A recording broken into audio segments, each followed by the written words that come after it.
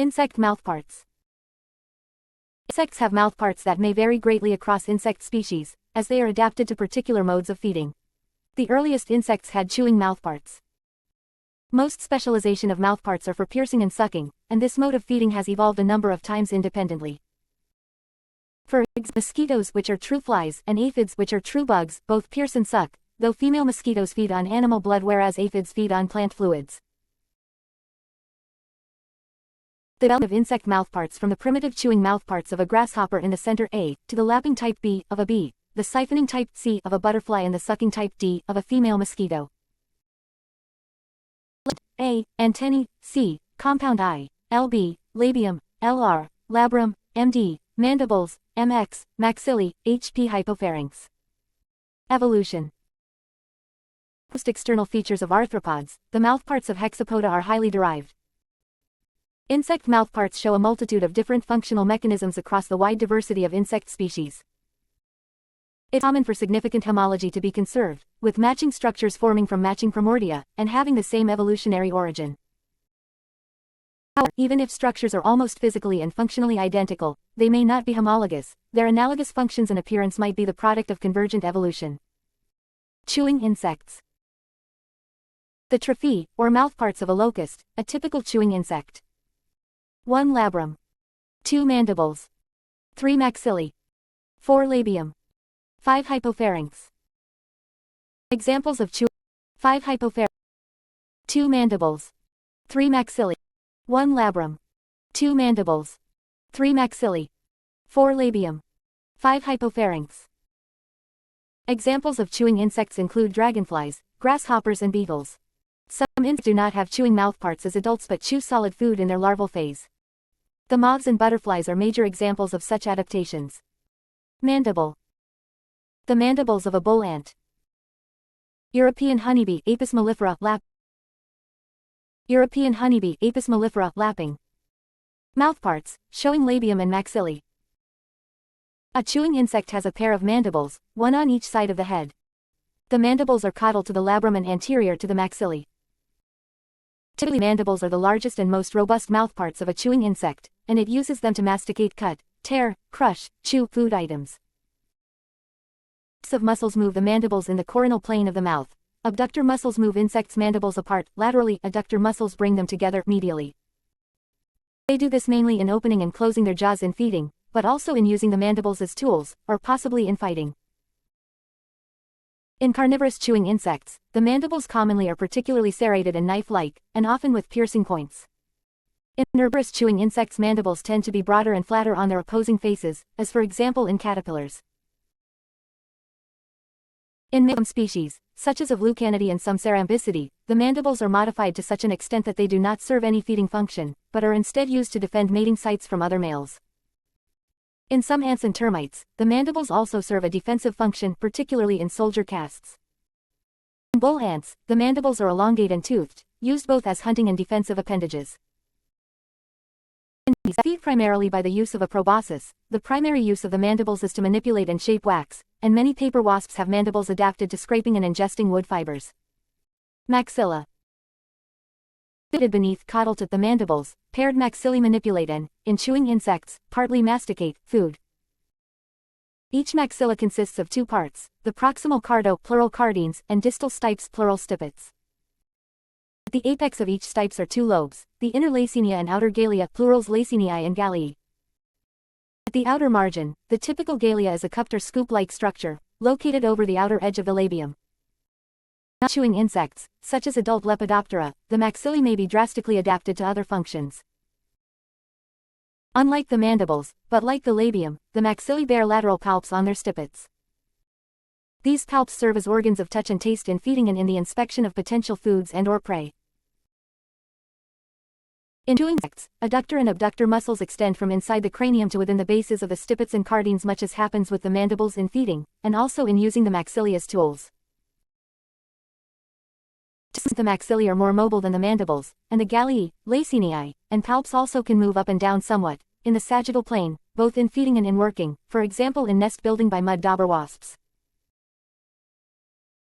Maxillae in most instances partly like mandibles in feeding, but they are more mobile and less heavily sclerotized than mandibles, so they are more important in manipulating soft, liquid, or particulate food rather than cutting or crushing food such as material that requires the mandibles to cut or crush. Like the mandibles, maxillae are innervated by the subesophageal ganglia. Labium. Labium typically is a roughly quadrilateral structure, formed by paired, fused secondary maxillae. 1. It is the major component of the floor of the mouth. Typically, together with the maxillae, the labium assists manipulation of food during mastication. Dragonfly nymph feeding on fish that it has caught with its labium and snatched back to the other. Mouth parts for eating. The labium is just visible from the side, between the front pairs of legs. The role of the labium in some insects, however, is adapted to special functions. Perhaps the most dramatic example is in the jaws of the nymphs of the Odonata, the dragonflies and damselflies. In this, the labium folds neatly beneath the head and thorax, but the insect can flick it out to snatch prey and bear it back to the head, where the chewing mouthparts can demolish it and swallow the particles. 2. The labium is attached to the end of the structure called cibarium, and its broad basal portion is divided into regions called the submentum, which is the proximal part, the mentum in the middle, and the prementum, which is the distal section, and furthest anterior. The prementum bears a structure called the ligula. This consists of an inner pair of lobes called glossae and a lateral pair called paraglossae. These structures are homologous to the laciniae and galea of maxillae. The labial palps borne on the sides of labium are the counterparts of maxillary palps. Like the maxillary palps, the labial palps aid sensory function in eating. In many species the musculature of the labium is much more complex than that of the other jaws, because in most, the ligula, palps and prementum all can be moved independently. The labium is innervated by the subesophageal ganglia.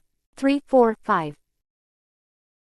In the honeybee, the labium is elongated to form a tube and tongue, and these insects are classified as having both chewing and lapping mouthparts. 6. Wild silk moth Bombyx mandarina is an example of an insect that has small labial palpi and no maxillary palpi. 7. Hypopharynx. Hypopharynx is a somewhat globular structure, located medially to the mandibles and the maxillae. In many species it is membranous and associated with salivary glands. It assists in swallowing the food. The hypopharynx divides the oral cavity into two parts, the cibarium or dorsal food pouch and ventral salivarium into which the salivary duct opens. Siphoning insects. Butterflies coil the proboscis when not feeding. This section deals only with insects that feed by sucking fluids, as a rule without piercing their food first, and without sponging or licking. Typical examples are adult moths and butterflies. Usually the case with insects, there are variations. Some moths, such as species of cerodes and acacia, do pierce fruit to the extent that they are regarded as serious orchard pests. These moths do not feed after emerging from the pupa, and have greatly reduced, vestigial mouthparts or none at all. All few adult Lepidoptera lack mandibles. The superfamily known as the mandibulate moths have fully developed mandibles as adults, but also have the remaining mouthparts in the form of an elongated sucking tube, the proboscis. Proboscis. The proboscis, as seen in adult Lepidoptera, is one of the defining characteristics of the morphology of the order. It is a long tube formed by the paired galleae of the maxillae. Unlike sucking organs in other orders of insects, the Lepidopteran proboscis can coil up so completely that it can fit under the head when not in use. During feeding, however, it extends to reach the nectar of flowers or other fluids. In some specialist pollinators, the proboscis may be several times the body length of the moth. Piercing and sucking insects. A number of insect orders, or more precisely families within them, have mouthparts that pierce food items to enable sucking of internal fluids. Some are herbivorous, like aphids and leafhoppers, while others are carnivorous, like assassin bugs and female mosquitoes. Stylets. Mouthparts of a female mosquito feeding on blood. The flexible labium supports the bundle of stylets which penetrates the host's skin. In female mosquitoes, all mouthparts are elongated. The labium encloses all other mouthparts, the stylets, like a sheath. The labrum forms the main feeding tube, through which blood is sucked. The sharp tips of the labrum and maxillae pierce the host's skin. During piercing, the labium remains outside the food item's skin, folding away from the stylets. 9. Saliva containing anticoagulants is injected into the food item and blood sucked out, each through different tubes. Proboscis. The defining feature of the order Hemiptera is the possession of mouthparts where the mandibles and maxillae are modified into a proboscis, sheathed within a modified labium, which is capable of piercing tissues and sucking out the liquids. For example, true bugs, such as shield bugs, feed on the fluids of plants. Predatory bugs such as assassin bugs have the same mouthparts, but they are used to pierce the cuticles of captured prey. Sponging insects. Proboscis of the fly Gonia capitata, note also the protruding labial palps. Labellum. The housefly is a typical sponging insect. The labellum is covered by minute food channels, formed by the interlocking elongate hypopharynx and epipharynx, forming a proboscis used to channel liquid food to the esophagus. The food channel draws liquid and liquefied food to the esophagus by capillary action. The housefly is able to eat solid food by secreting saliva and dabbing it over the food item. As the saliva dissolves the food, the solution is then drawn up into the mouth as a liquid. Mandible insect mouthpart. Mandibles are a pair of appendages near the insect's mouth, and the most anterior of the three pairs of oral appendages. The labrum is more anterior, but is a single fused structure. Their function is typically to grasp, crush, or cut the insect's food, or to defend against predators or rivals. Mandibles, which appear to be evolutionarily derived from legs, move in the horizontal plane unlike those of vertebrates, which appear to be derived from gill arches and move vertically. The mandibles of a bull ant. Grasshoppers, crickets, and other simple insects. The mouthparts of orthopteran insects are often used as a basic example of mandibulate, chewing, mouthparts, and the mandibles themselves are likewise generalized in structure. They are large and ardent, shaped like pinchers, with cutting surfaces on the distal portion and chewing or grinding surfaces basally. They are usually lined with teeth and move sideways. Large pieces of leaves can therefore be cut and then pulverized near the mouth opening. The specific derived morphology of the teeth on the mandible varies depending on whether the insect eats broad-leafed herbs or grasses. This structure is seen in all of the remaining Polyneopteran insect orders, with the exception of the Paraneoptera, Hemiptera, Thysanoptera, and Phyraphthora. Mandibles of adult and larval Odonata appear simple and generalized, although there are typically 6 or 7 mandibular muscles. 1. Ephemeroptera rarely feed as adults, though the nymphs have simple mandibles. 2. True bugs. Hemiptera, and other insects whose mouthparts are described as piercing sucking, have modified mandibles. Rather than being tooth-like, the mandibles of such insects are lengthened into stylets, which form the outer two parts of the feeding tube, or beak. Mandibles are therefore instrumental in piercing the plant or animal tissues upon which these insects feed, and in helping draw up fluids to the insect's mouth. Beetles. Stag beetle with mandibles modified no longer used in feeding. Nearly all adult beetles, and many beetle larvae, have mandibles. In general form they are similar to those of grasshoppers, hardened and tooth-like. Beetles show a remarkable amount of variability between species, and some are very highly adapted to the food sources or other uses that the species has for them. Certain fly larvae, family Lampyridae, that feed on snails have grooved mandibles that not only physically break down their prey, but also deliver digestive fluids by these grooves. Ground family Carabidae of the tribe Cycrini have long mandibles that project far in front of them, which aid them in feeding on snails inside their shells. Members of the stag beetle family Lucanidae have greatly enlarged mandibles that are often forked, resembling the horns of various deer, from which their common name comes, and similar modifications appear in various scarab beetles and longhorn beetles. Males of these beetles use their mandibles to grasp or displace each other as they compete for mates. Lice. The mandibles in Phyraphthora lice are also modified into piercing stylets. Thrips. Thysanoptera thrips have a variation of piercing mouthparts. During development they lose one mandible, so only the left mandible is present, modified into a stylet. 3. Neuropteroids. With Neuropterida, adults have chewing mouthparts, but the mandibles of male dobsonflies are non-functional in feeding. The larvae in many lynx are predatory, with mandibles modified with grooves along which digestive saliva flows, while the larvae of the family Ciceridae have the mouthparts developed into a sucking tube which they use to feed on the liquid tissues of freshwater sponges. Ants, bees, and wasps. Musculature of ant mandibles. Wasp drinking, the yellow mandibles can be seen on either side of the mouthparts. Most adult Hymenoptera have mandibles that follow the general form, as in grasshoppers. The mandibles are used to clip pieces of vegetation, gather wood fibers, dig nests, or to capture and disassemble prey. What's unusual is that Mandibulara have the remaining mouthparts modified to form a proboscis, a Tongue, used to feed on liquids, making them virtually the only insects that normally possess both chewing mouthparts and sucking mouthparts. A few exceptional members of other orders may exhibit this, such as flower-feeding beetles that also have tongues. Trigona corvina, and other stingless bees, utilize their mandibles for defense purposes and typically interlock them with other individuals while fighting for resources. 4. Flies. Families of flies, notably mosquitoes, family Culicidae, have mandibles that are modified into stylets for piercing, similar to the true bugs. Flies of the Mufa, including the house fly, Musca domestica, stable fly, Stomoxys calcitrans, blowflies family Caliphoridae, and many others, lack mandibles altogether, and the mouthparts are designed for sponging up liquids. Butterflies and moths.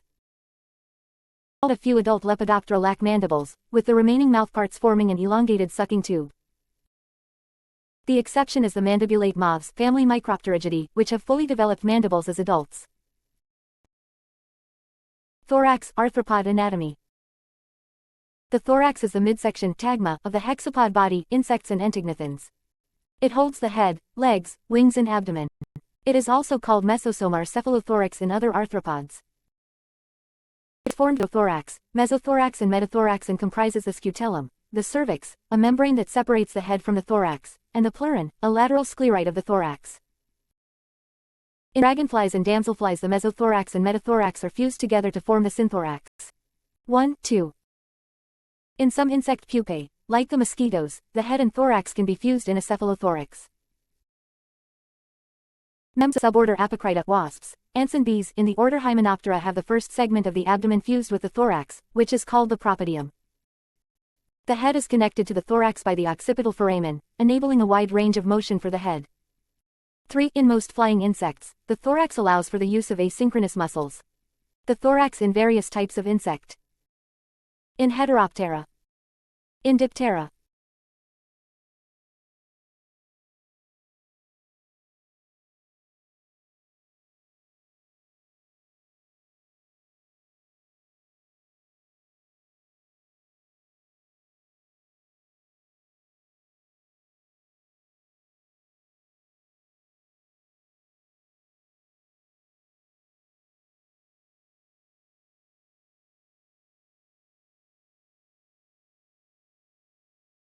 Insect wing. Insect wings are adult outgrowths of the insect exoskeleton that enable insects to fly.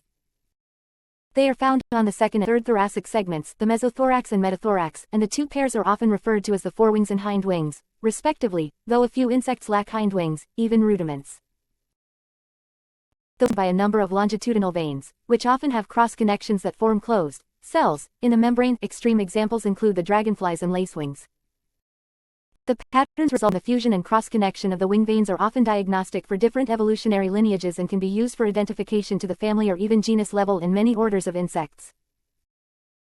Original veins and wing posture of a dragonfly. Hoverflies hovering to mate. A cockchafer's hardened forewings raised, hind wings unfolding. Outstretched wing of a bumblebee. Physically, some insects move their flight muscles directly, others indirectly. Insects with direct flight, the wing muscles directly attach to the wing base, so that a small downward movement of the wing base lifts the wing itself upward. Those insects with indirect flight have muscles that attach to and deform the thorax, causing the wings to move as well. In only one sex, often the male, in some groups such as velvet ants and Strepsiptera, or are selectively lost in workers of social insects such as ants and termites. Rarely, the female is winged but the male not, as in fig wasps. In some cases, wings are produced only at particular times in the life cycle, such as in the dispersal phase of aphids. Wing structure and coloration often vary with morphs, such as in the aphids, migratory phases of locusts and polymorphic butterflies. At rest, the wings may be held flat, or folded a number of times along specific patterns. Most typically, it is the hind wings which are folded, but in a few groups such as the vespid wasps, it is the forewings. The evolutionary origin of the insect wing is debated. During the 19th century, the question of insect wing evolution originally rested on two main positions. One postulated insect wings evolved from pre-existing structures, while the second proposed insect wings were entirely novel formations. The novel hypothesis suggested that insect wings did not form from pre-existing ancestral appendages but rather as outgrowths from the insect body wall. 3. this, research on insect wing origins has built on the pre-existing structures position that was originally proposed in the 19th century. 2. Recent literature has pointed to several ancestral structures as being important to the origin of insect wings. These include gills, respiratory appendages of legs, and lateral paranodal and posterolateral projections of the thorax, to name a few. 4. According to current literature, possible candidates include gill-like structures, the paranodal lobe, and the crustacean tergal plate. The latter is based on recent insect genetic research which indicates that insects are pancrustacean arthropods with a direct crustacean ancestor and shared genetic mechanisms of limb development. Other theories of the origin of insect wings are the paranodal lobe theory, the gill theory, and the dual theory of insect wing evolution. These theories postulate that wings developed from paranodal lobes, extensions of the thoracic terga. 5. That they are modifications of movable abdominal gills as found on aquatic naiads of mayflies. 5. Or that insect wings arose from the fusion of pre-existing indite and excite structures, each with pre-existing articulation and tracheation. 9. 10. Morphology. Internal. Each of the wings consists of a thin membrane supported by a system of veins. The membrane is formed by two layers of integument closely opposed, while the veins are formed where the two layers remain separate. Sometimes the lower cuticle is thicker and more heavily sclerotized under a vein. Within each major veins there is a nerve and a trachea, and, since the cavities of the veins are connected with the hemocole, hemolymph can flow into the wings. 11. As the wing develops, the dorsal and ventral integumental layers become closely opposed over most of their area, forming the wing membrane. The remaining areas form channels.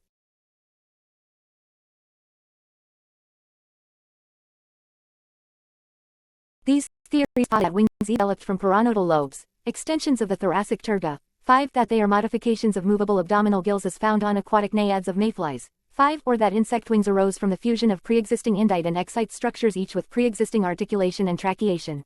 9. 10. Morphology. Internal. Each of the wings consists of a thin membrane supported by a system of veins. The membrane is formed by two layers of integument closely opposed, while the veins are formed where the two layers remain separate. Sometimes the lower cuticle is thicker and more heavily sclerotized under a vein. Within each of the major veins there is a nerve and a trachea, and, since the cavities of the veins are connected with the hemocole, hemolymph can flow into the wings. 11. As the wing develops, the dorsal and ventral integumental layers become closely opposed over most of their area, forming the wing membrane.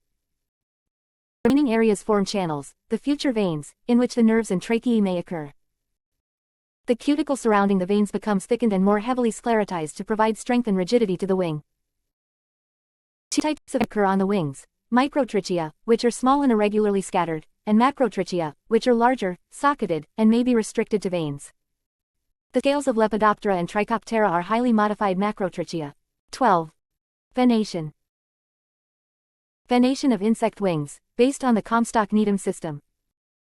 In some very small insects, the venation may be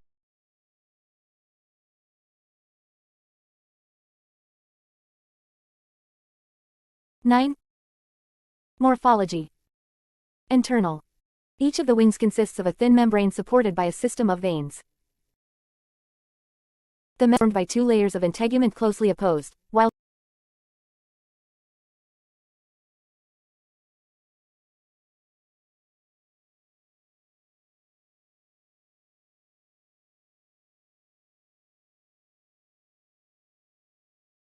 formed by two layers of integument closely opposed, while the veins are formed where the two layers remain separate. Sometimes the lower cuticle is thicker and more heavily sclerotized under a vein. Within each of the major veins there is a nerve and a trachea, and, since the cavities of the veins are connected with the hemocole, hemolymph can flow into the wings. 11. As the wing develops, the dorsal and ventral integumental layers become closely opposed over most of their area, forming the wing membrane. Remaining areas form channels, the future veins, in which the nerves and tracheae may occur. The cuticle surrounding the veins becomes thickened and more heavily sclerotized to provide strength and rigidity to the wing. Two types of hair may occur on the wings: microtrichia, which are small and irregularly scattered, and macrotrichia, which are larger, socketed, and may be restricted to veins. The scales of Lepidoptera and Trichoptera are highly modified macrotrichia. 12. Venation. Venation of insect wings, based on the Comstock-Needham system. In some very small insects, the venation may be greatly reduced. In chalcidoid wasps, for instance, only the subcosta and part of the radius are present. Conversely, increase in venation may occur by the branching of existing veins to produce accessory veins or by the development of additional, intercalary veins between the original ones, as in the wings of Orthoptera, grasshoppers and crickets. Large numbers of veins are present in some insects, and they may form a reticulum as in the wings of Odonata, dragonflies and damselflies, and at the base of the forewings of Tetigonioidea and Acridoidea, katydids and grasshoppers respectively. 11. The Archetoctian is the name given to a hypothetical scheme of wing venation proposed for the very first winged insect. It is based on a combination of speculation and fossil data. Since all winged insects are believed to have evolved from a common ancestor, the Archetoctian represents the template that has been modified and streamlined by natural selection for 200 million years. According to current dogma, the Archetoctian contains 6 to 8 longitudinal veins. These and their branches are named according to a system devised by John Comstock and George Needham, the Comstock-Needham system. 13. Costa C, the leading edge of the wing. Subcosta C, second longitudinal vein behind the costa, typically unbranched radius R, third longitudinal vein. 1 to 5 branches reach the wing margin media M, fourth longitudinal vein. 1 to 4 branches reach the wing margin cubitus CU, fifth longitudinal vein. 1 to 3 branches reach the wing margin anal veins A1, A2, A3, unbranched veins behind the cubitus. Costa C is the leading marginal vein on most insects. There is a small vein above the costa called the precosta, although in almost all extant insects, 1441 to 42, the precosta is fused with the costa. The costa rarely ever branches because it is at the leading edge, which is associated at its base with the humeral plate. The trachea of the costal vein is perhaps a branch of the subcostal trachea. Located after the costa is the third vein, the subcosta, which branches into 2 separate veins, the anterior and posterior. The base of the subcosta is associated with the distal end of the neck of the first axillary, see section below. The fourth vein is the radius R, which is branched into 5 separate veins. The radius is generally the strongest vein of the wing. Toward the wing forks into a first undivided branch R1 and a second branch, called the radial sector Ra, which subdivides dichotomously into 4 distal branches R2, R3, R4, R5. Basally, the radius is flexibly united with the anterior end of the second axillary 2-ax. 15. The fifth vein of the wing is the media. In the archetype pattern, a media forks into 2 main branches, a media anterior MA, which divides into 2 distal branches MA1, MA2, and a median sector, or media posterior MP, which has 4 terminal branches M1, M2, M3, M4. In modern insects, the media anterior has been lost, and the usual media is the 4-branched media posterior with the common basal stem. Ephemerida, according to present interpretations of the wing venation, both branches of the media are retained, while in Odonata the persisting media is the primitive anterior branch. The stem is often united with the radius, but when it occurs as a distinct vein, its base is associated with the distal median plate M, or is continuously sclerotized with the latter. The cubitus, the 6th vein of the wing, is primarily 2-branched. Primary forking of the takes place near the base of the wing, forming the 2 principal branches CU1, CU2. The anterior branch may break up into a number of secondary branches, but commonly it forks into 2 distal branches. The branch of the cubitus CU2 in Hymenoptera, Trichoptera, and Lepidoptera was mistaken by Comstock and Needham for the first anal. Proximally, the main stem of the cubitus is associated with the distal median plate M of the wing base. 15. Postcubitus PCU is the first anal of the Comstock-Needham system. The postcubitus, however, has the status of an independent wing vein and should be recognized as such. In nymphal wings, its trachea arises between the cubital trachea and the group of vanal tracheae. In a more generalized insect, the postcubitus is always associated proximally with the cubitus and is never intimately connected with the flexor sclerite 3-ax of the wing base. Mecoptera and Trichoptera, the postcubitus may be more closely associated with the vanal veins, but its base is always free from the latter. The postcubitus is usually unbranched, it is primitively 2-branched. The vanal veins to NV are the anal veins that are immediately associated with the third axillary, and which are directly affected by the movement of this sclerite that brings about the flexion of the wings. In number, the vanal veins vary from 1 to 12, according to the expansion of the vanal area of the wing. The tracheae usually arise from a common tracheal stem in nymphal insects, and the veins are regarded as branches of a single anal vein. Distally, the vanal veins are either simple or branched. Jugal veins. The jugal lobe of the wing is often occupied by a network of irregular veins, or it may be entirely membranous, but sometimes it contains one or two distinct small veins, the first jugal vein, or vena arcuata, and the second jugal vein, or vena cardinalis 2J. 15. CSC cross veins, run between the costa and subcosta. Cross veins, run between adjacent branches of the radius. RM cross veins, run between the radius and media. MCU cross veins, run between the media and cubitus. All veins of the wing are subject to secondary forking and to union by cross veins. In orders of insects, the cross veins are so numerous that the whole venational pattern becomes a close network of branching veins and cross veins. Ordinarily, however, there is a definite number of cross veins having specific locations. The humeral cross vein H between costa and subcosta, the radial cross vein R between R and the first fork of Rs, the sectorial cross vein S between the two forks of R8, the median cross vein MM between M2 and M3, and the mediocubital cross vein MCU between media and cubitus. 15. The veins were carried by a convex-concave placement, such as those seen in mayflies, i.e., concavas, down, and convexas, up, which alternate regularly and by its triadic type of branching. Whenever a vein forks, there is always an interpolated vein of the opposite position between the two branches. A concave vein will fork into two concave veins, with the interpolated vein being convex, and the regular alteration of the veins is preserved. 16. The veins of the wing appear to fall into an undulating pattern according to whether they have a tendency to fold up or down when the wing is relaxed. The shafts of the veins are convex, but each vein forks distally into an anterior convex branch and a posterior concave branch.